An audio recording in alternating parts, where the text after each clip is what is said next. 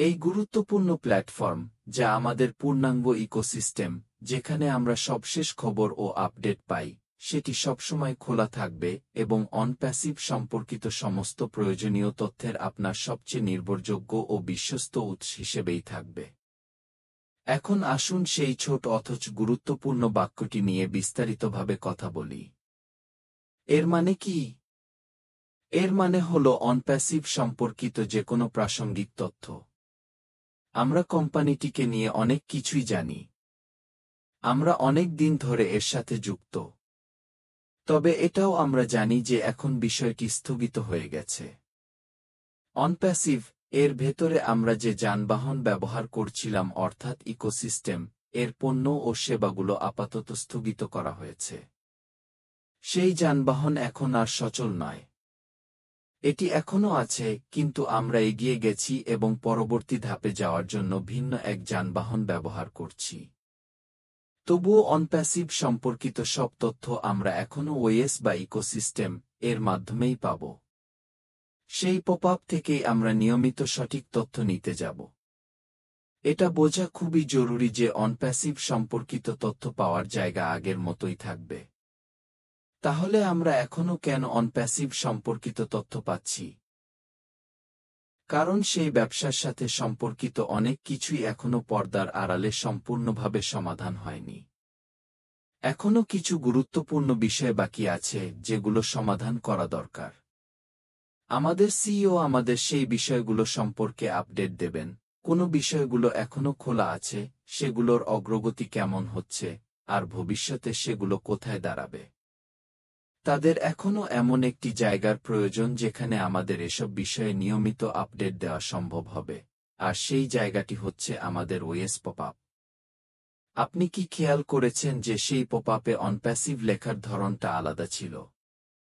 আমরা সবাই অভ্যস্ত যে সিইওর নির্দেশনা অনুযায়ী অনপ্যাসিভ সব অক্ষর বড় হাতের করে লেখা হয়।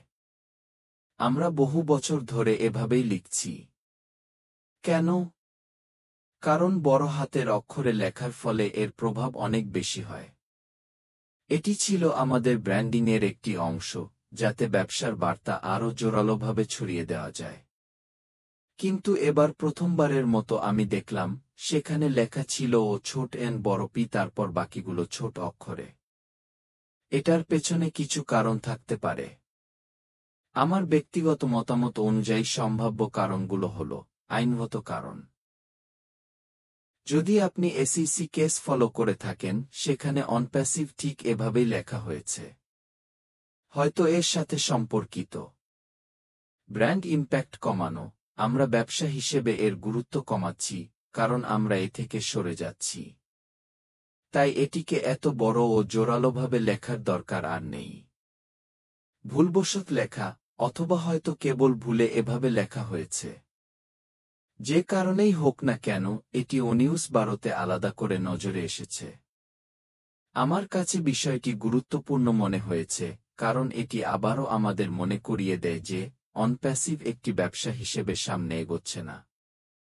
হ্যাঁ, এটি এখনও আছে, কিন্তু আমরা অনপ্যাসিভ এর নামে এগোচ্ছি না। আমরা এগোচ্ছি, তবে ভিন্ন যানবাহনে, ভিন্ন দিকে। লক্ষ্য অবশ্য একই।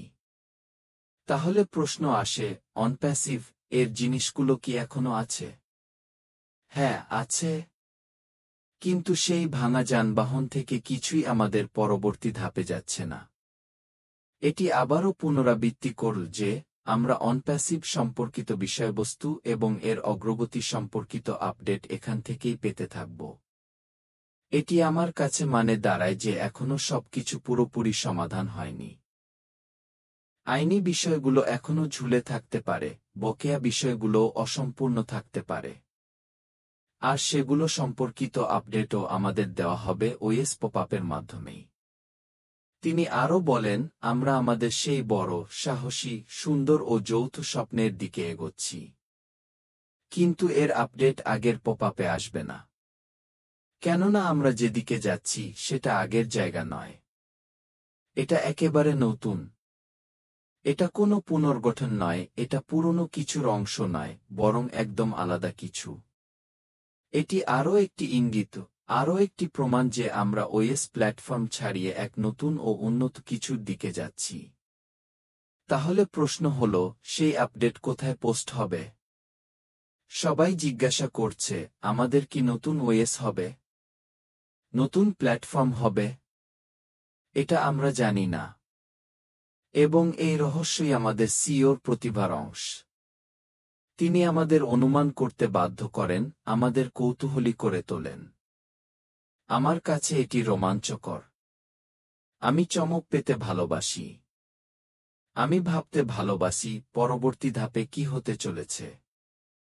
আমি আশা করি আপনাদেরও একই রকম অনুভূতি হচ্ছে। এটা আমাদের মস্তিষ্ককে সক্রিয় রাখছে, ভাবাচ্ছে, পরিকল্পনা করাচ্ছে, অনুমান করাচ্ছে।